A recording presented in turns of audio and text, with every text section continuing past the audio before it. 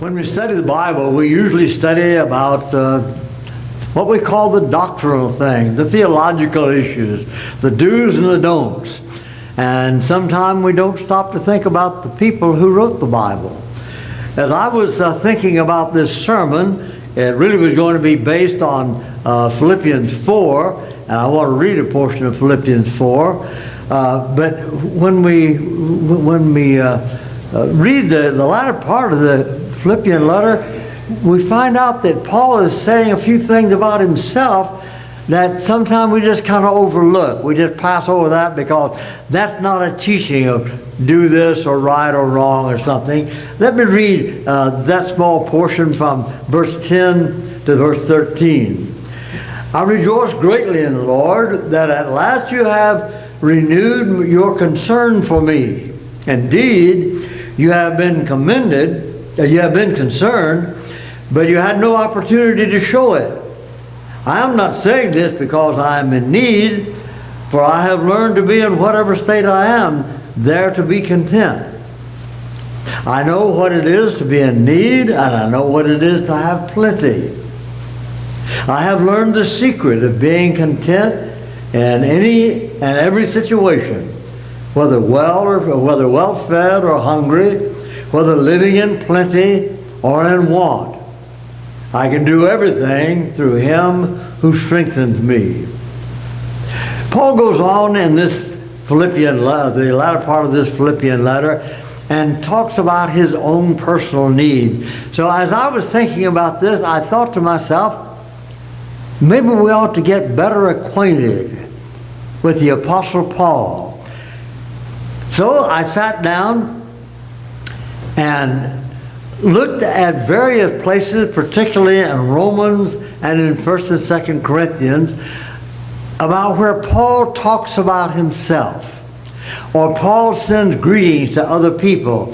And so tonight I want us, in just a relatively brief period of time now, I want us to stop and think about some of the things that Paul wrote to the Roman people and some of the people that he sent greetings to. A lot of time, because the 16th chapter is say hello to this one, say hello to that one, greet this person, I know this person, and so forth. And so we just kind of pass over that. But that gives us, it seems to me, a real interesting insight into Paul and various people that he knew, that he remembered. So in the 16th chapter of Romans, let's look at the 3rd verse. He says, greet Priscilla and Aquila, my fellow workers in Christ Jesus. They risked their lives for me. Not only I, but all the churches of Gentiles are grateful to them. Stop and think for a minute. Who were Priscilla and Aquila? They were two friends that Paul found in the city of Corinth. When he came to Corinth, Priscilla and Aquila, who were Jews, they had been put out of Rome when the Jews were expelled from Rome, and they had to go elsewhere, and they ended up in Corinth. And they were tent makers, and so Paul and Priscilla and Aquila all worked together. Now they're back in Rome, and when Paul writes the Roman letter, although he had never been to Rome, when he writes the Roman letter, he says, give my very best to Priscilla and Aquila. They are two of my dear friends. And then he says something that we did not know about. He said, they risked their lives for me. Well, Priscilla and Aquila were people who meant a great deal to Paul. They worked together. They were staunch Christians, and they found something in common with each other. If we drop on down to the 7th verse of the 16th chapter, we have something else here that's rather interesting. He talks about Andronicus and Junius, my relatives. Now this is an interesting thing. He says, greet Andronicus and Junius, my relatives, who have been in prison with me. They are outstanding among the apostles that were in, and he was in Christ before I was. There's a little insight into Paul that we don't know anything at all about except the little bit that he says right here. But it does give us a little bit of an idea about the character of this wonderful man. He says, these people were my relatives. Now, in the Greek language, the word relative can mean kinsman, right? Like we use this word. But it can also mean a fellow countryman. We're from the same part of the world. We're from the same part of the province or something of that nature. We don't know really whether Paul was talking about they're my flesh and blood, or whether he's saying they are my countrymen. But an interesting thing about this is that he says they are outstanding among the apostles. Brings up an interesting point here. The word apostle is not a religious word. It's not an ecclesiastical word. It was a common, ordinary word that the Greek people used. Many of the terms in the New Testament, which we attach sort of a technical meaning to, many of those terms were very common to the Jewish people. For example, the word elder was a very common word, just like it is with us. But in the New Testament, it's applied to a group of men who have the oversight of the church. The same thing is true of the word bishop. The word bishop was used in construction, groups of construction men. He is the foreman. He is the superintendent of this construction project, and they would use the word episkopos, which is translated bishop. The same thing is true of the word baptized. The word baptized was not an ecclesiastical word. It came to have an ecclesiastical meaning to us because of the way that it's used in the New Testament. But the word baptized was a common word. Somebody said, well, I'm going to dye my garment. I'm going to dye it a different color. They would say, we're going to baptize it. We're going to baptize it. Because the word meant to put it, to immerse it, to put it into the dye. And so that was their common word for dyeing a garment. They're going to baptize that garment. Well, here he says, these men were great among the apostles. What was he say? Was he calling these men apostles? There are not just the 12 apostles mentioned in the New Testament, but there are about 15 different people mentioned as apostles. Because this word means a person who is sent on a mission. And that was the meaning of the word apostolos. It just means a person who is sent on a mission. And so the word was used not only in reference to the apostles of the Lord, the 12 apostles, and then Paul. Barnabas is referred to as an apostle. Silas is referred to as an apostle. And there are other people who are referred to as apostles. What is that? They were men sent on a mission. And so it may be that that's the way Paul is using the word right here in Romans 16. Or it may be that within the company of the apostles, this man, though not an apostle himself, was outstanding among the apostles. That is, within their confine or within their within their company. Okay, let's look at verse 11 of that 16th chapter. He says, "Greet Herodian." Again, my relative. Greet Herodian, my relative, and greet those in the household of Narcissus. And he goes on and talks about these people who are also in the Lord.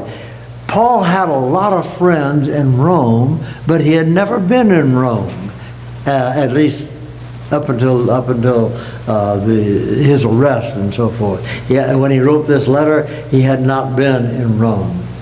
And then in verse 13, he says, "Greet Rufus, chosen in the Lord, and his mother, who has been a mother to me also." As a matter of fact, that can be translated, and is translated in some versions, his mother and mine. And so the translators have to make a decision here. He's talking about my mother, that is my literal physical mother, or is he talking about a woman who was that man's physical mother, and she acted like a mother to me? One of the things about this is that Paul had so many friends over there in Rome, and he calls attention to the relationship that he had with some of these people. And so we see that Paul was a very affectionate man, and we'll see that again in just a moment. He was a very affectionate man, and so he talks about Rufus and Rufus's mother, who had been like a mother to me. In the 23rd verse, we have a very unusual thing here in the 23rd verse. Let me read that one. Gaius, whose hospitality I and the whole church here enjoyed, sends his greetings to you. Now there's an interesting thing here. Paul wrote the book of Romans from the city of Corinth. Do you remember when Paul introduced himself at the First Corinthian letter? He says, I'm marveling that you're so quickly moving to the gospel. I'm marveling you have so many divisions within the church and so forth. He said, well, some say I was baptized by Paul, another I was baptized by Cephas, another I was baptized. And he said, I'm glad that I didn't baptize any more of you than I did. Otherwise, somebody's going to be calling themselves a Paulinist. And he says, well, I did baptize two, Crispus and Gaius. And so now in the 23rd verse, he says, Gaius, remember Paul's in Corinth now when he writes this. He says, Gaius, whose hospitality I and the whole church here enjoy, send you his greetings. It's an interesting thing about this fellow Gaius. He was a man whose hospitality Paul just enjoyed a great deal. But he was a person who is mentioned here in Romans. Apparently he had some friends over there in Rome also, and so he joins Paul in sending greetings to these people. And then we come in the 23rd verse, we come to another fellow, same verse. This fellow is Erasmus. This is an interesting thing to me because of a discovery that was made. Erasmus, who is the city's director of public works, and our brother Quartus, send you their greetings. Well, he was a director of public works.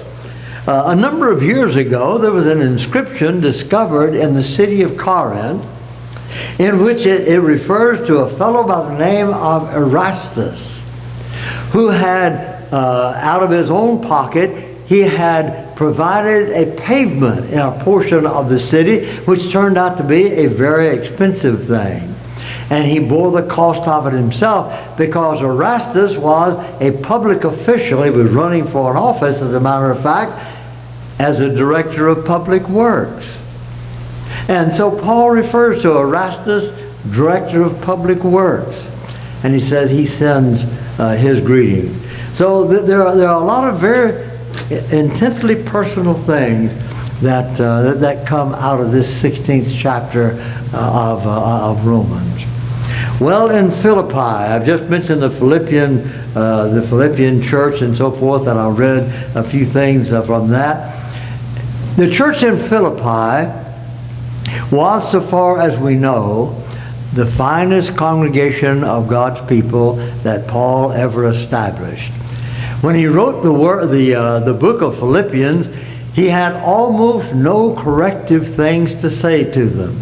Now, when he writes to the Corinthians or the Galatians, even when he wrote to the Ephesians, he had a number of corrective things that he brought out in each of those books, particularly 1st and 2nd Corinthians and Galatians.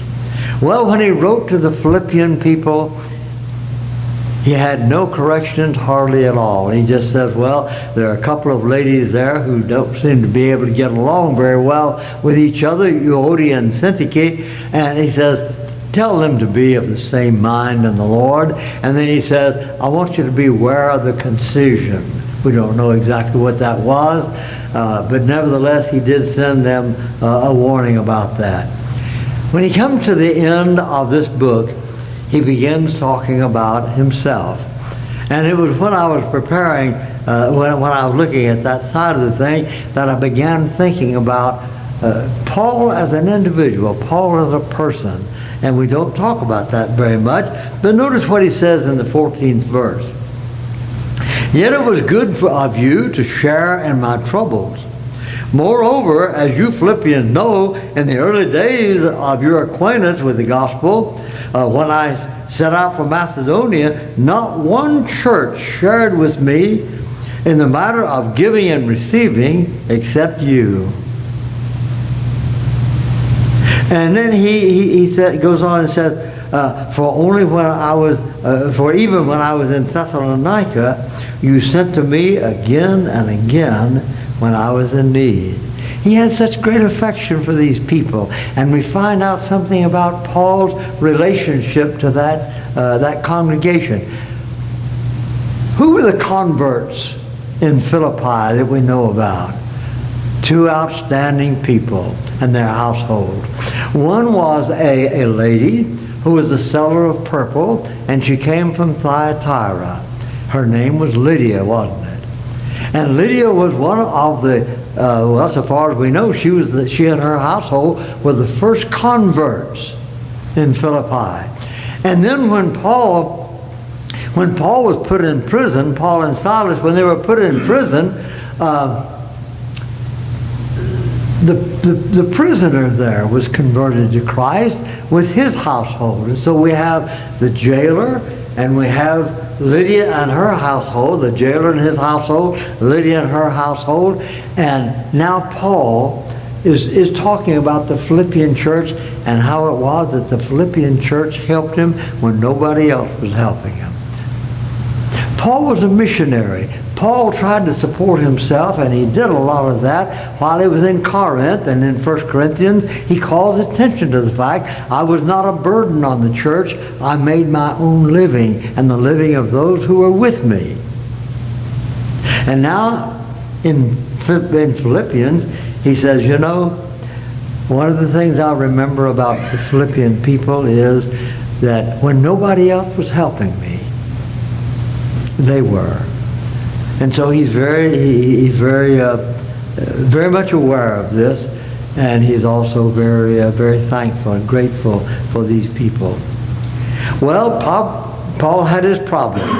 It's interesting to me that he wrote the book of Romans from the city of Corinth, and the city of Corinth, and Roman, by the way, is certainly his most profound book.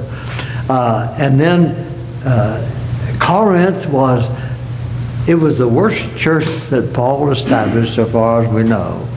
They had more problems in that church, personal problems and doctrinal problems. They had more problems in that church than you can almost imagine. Why, there were divisions over who is the best preacher. Well, here is Paul, and here is Apollos, and here is Cephas, and so forth. And there are various ones. And then there's some pretty wise people probably in the church there at Corinth. We don't know how many or just who they might be. But there was a lot of competition there. And people divided up. So they had division in Corinth. And then there was gross immorality among the people in Corinth. Problems of all sorts, problems about the Lord's Supper. And you know, we don't want to think about this sometime, but some of them were even turning the celebration of the Lord's Supper into a drunken thing. And some of them got drunk at the time that they were celebrating the Lord's Supper. Paul discusses that in the 10th and 11th chapters of 1 Corinthians. We don't look at that very often, but they were abusing the Lord's Supper so badly. Now, where did they pick that up? They probably picked that up from the pagans. The pagans, you see, when they came together to celebrate something about their God, particularly the god of wine, Bacchus and so forth, was very prominent there in Corinth. And when they came together, it was a drunken feast many times. Some of these people were probably converted out of that, and they tried to bring these same things into the worship of God. We don't know the history of it, but we do know that they had that problem in the church. There was confusion about spiritual gifts, miraculous gifts. And then, of all things, there were some people who denied the resurrection at the last day. They denied the final resurrection. Paul had a lot of trouble with these people, but it's so interesting to me, some of the things that Paul wrote to the Corinthian people. Paul loved the Corinthian people.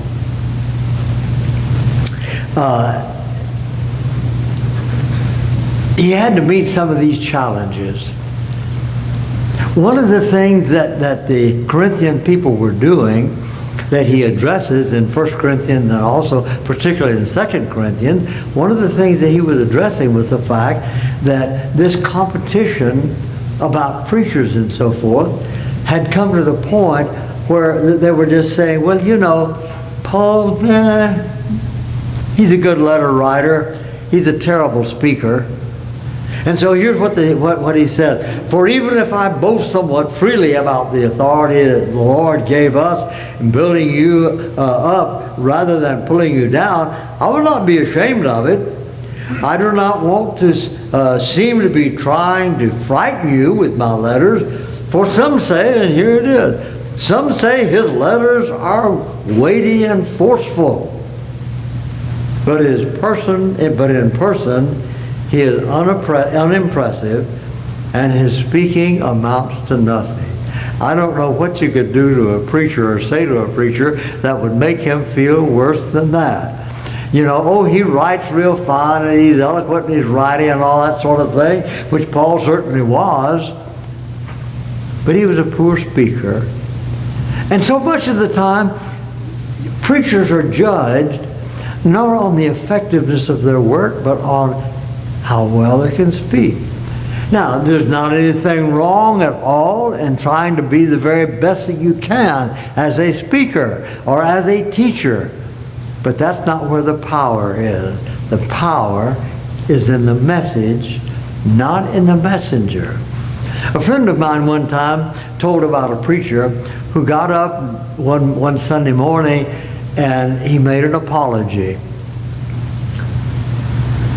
He said, you know, I'm sorry, I haven't had time this week to prepare this sermon the way I wanted to, and so it's going to be, it's not going to be a very good sermon. And he said, the reason was that I have been out teaching people personally, and it's just taken up my whole week to do that, and I just want you to excuse me because I'm not going to have a very good sermon today. Well, what was the idea? The idea was that people so much of the time were placing emphasis on the person, the speaker, his eloquence. And in Corinth, this was particularly a problem because Corinth was right there close to Athens, and Corinth had the infiltration of just a whole lot of philosophical type people. And wisdom, in the first 2 chapters, he talks about the wisdom of men and all of this, you know. And so that's what some of them were looking for. And Paul tells them, no, the power is really in the message. The power is not in the messenger. Well, Paul also says some things in 1 Corinthians about this. He said, God chose the weak things of the world to put to shame that which is strong. I remember some little time ago I preached a sermon on the foolishness of God. And Paul uses that expression in 1 Corinthians chapter 1, where he says, the foolishness of God is stronger than men. It's wiser than men. And so Paul, you're a weak speaker, Paul. You're a good writer, okay, but you're a weak speaker. And apparently Paul was not a very attractive looking man, because they said his physical presence is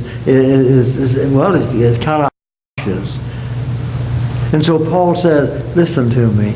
God chose the weak things to put to shame that which is strong. And he goes on and says, to the weak I have become weak, that I might gain the weak. I have made all things to all men, that I might by all means save some. So you see, Paul, when we see him as a real genuine human being, Paul was the kind of man who said, I'm not the thing. I'm not eloquent. I'm not a person who can mesmerize the audience. Don't look at me as a great speaker. Listen to the message that I'm bringing to you. I had a teacher one time that I've mentioned to you before. He had a great message. Very, very hard to listen to. He was not an elegant man. He was not an eloquent man. But he had insights to the meaning of the text and the gospel and our relationship to God. But you had to get over. I remember this so well with myself. I remember thinking to myself, he's so hard to listen to. And then my wife, who had him for a teacher earlier than I did, she said, listen to what he says. And that was a good thing. Listen to what he says. Not to his voice, which cracked a lot and things like that, but listen to what he says. And so this was Paul's message to the Corinthian people, who were very, very highly critical of Paul. Paul used sarcasm. I think sometimes sarcasm is really an effective tool. And some people are very offended by sarcasm. Paul uses sarcasm. As a matter of fact, on one occasion he said, he began a sentence and then he interrupted himself. He said, I'm speaking like a fool. And he was very sarcastic in this. Let me read you one of the things that he says. He's very strongly sarcastic in the first part of this, and then we'll see how he blends that sarcasm into a very, very important truth. Oh, some of the people we're talking about, we are real Hebrews. We are real, genuine Jews. And Paul says, oh, are they Hebrews? So am I. Are they Israelites? So am I. Are they Abraham's descendants? So am I. Are they servants of Christ? He says, I'm talking like a man out of his mind. He says, I yet more. And now notice the way he begins blending this sarcasm into some very important truths. He says, I've worked much harder. I've been in prison more frequently. I've been flogged severely. I've been exposed to death again and again. 5 times I received of the Jews 40 stripes minus 1. 3 times I was beaten with rods. Once I was stoned. He said, 3 times I have been shipwrecked. I spent a night and a day in the open sea. I have been constantly on the move. I have been in danger of rivers. I've been in danger of bandits. I've been in danger of my own countrymen, in danger of the Gentiles, in dangers of the city, in dangers of the country, in dangers at sea, in dangers among false brethren. I have labored and toiled and have gone without sleep. I have known hunger and thirst. I have often gone without food. I've been cold and naked. Besides everything else, I face daily the pressure of my concerns for all the churches. Now, what was Paul saying?